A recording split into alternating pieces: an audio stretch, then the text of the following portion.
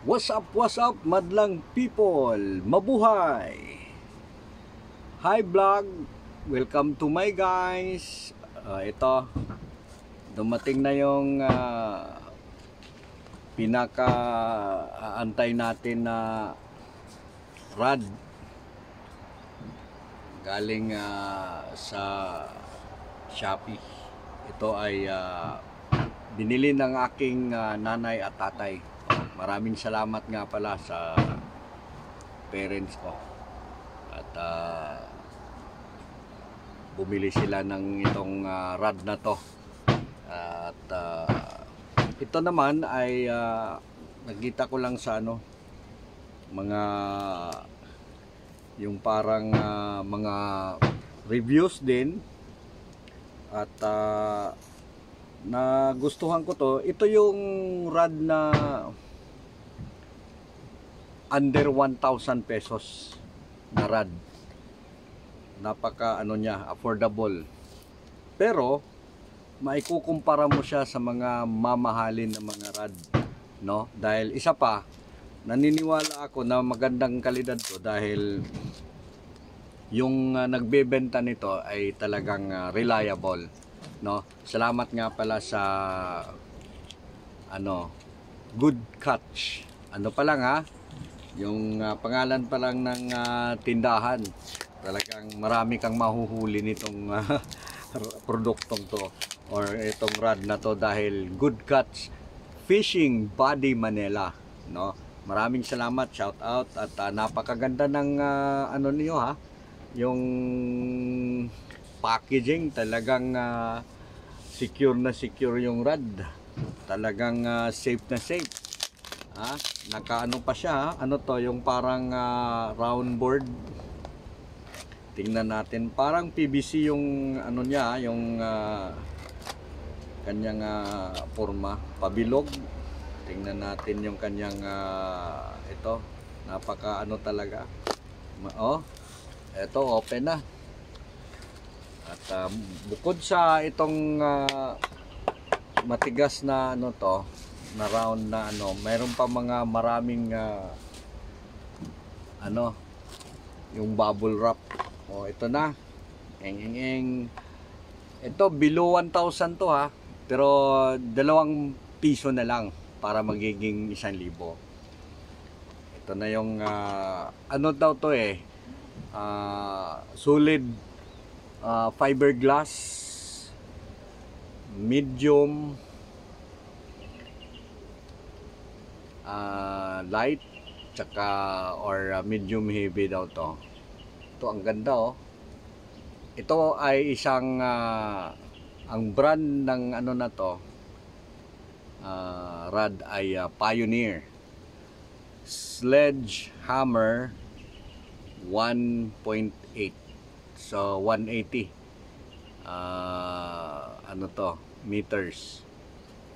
So 6 feet po to mga ka-junglers. Ito Pioneer Sledgehammer at to siya 6 feet spinning, medium ang action niya or medium heavy. Ito may makikita naman dito yung line capacity niya up to yung line niya 17 pounds, 8 to 17 pounds yung line, at ang casting weight niya is 50 to 60 grams. Ewan ko yung casting weight, yung bigat siguro nito, pero pwede dito yung mga 8 grams na mga lure yung mga minnow o kaya yung mga micro jigs. Maganda din to pang jigging. Ito talagang may brand yung bawat niya yung EVA niya. Yung EVA layman's term, parang yung chinilas na Islander. ito mga EVA, EVA grip. Ito solid fiberglass daw to Ganda. Ang ganda, tsaka itong na to, yung ring niya, guide ring, maganda rin. Alam nyo, nagustuhan ko dito dahil sa ibang mga rad, wala itong support na to pag i-connect mo na to eh. Oh. Ayan oh. May mga stainless na support to pag i-connect mo dito, malaki, lumaki. Dapat paliit na yan, tapos maganda talaga. At talagang parang ano na to, yung nakikita na nila kung anong diferensya ng rad, saan nababali. Kaya may nilagay na sila dito. Nakakadagdag bigat. Kaya medium to, tsaka medium heavy. Hindi to ultra light or medium light. Medyo may kabigatan siya, pero medium lang to eh. Dahil nga sa ano, may mga fiberglass.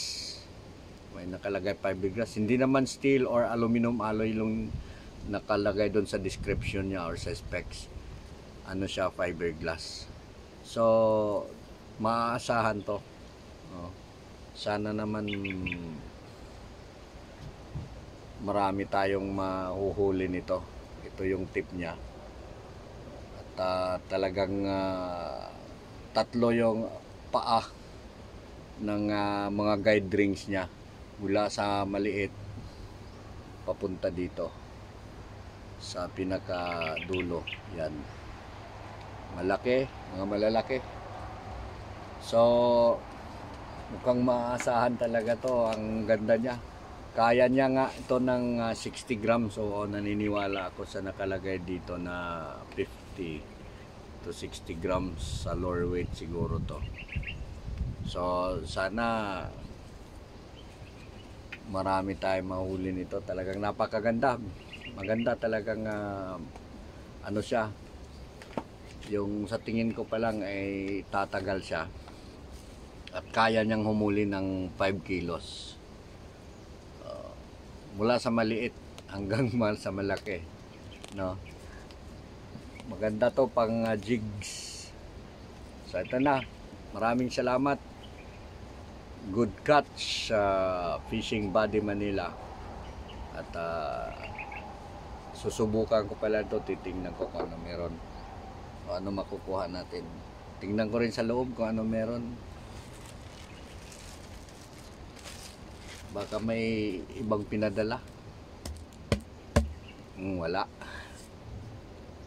Yung ano lang, yung itong ano lang, magagamit natin to, lagyan ng ano, mga rad natin.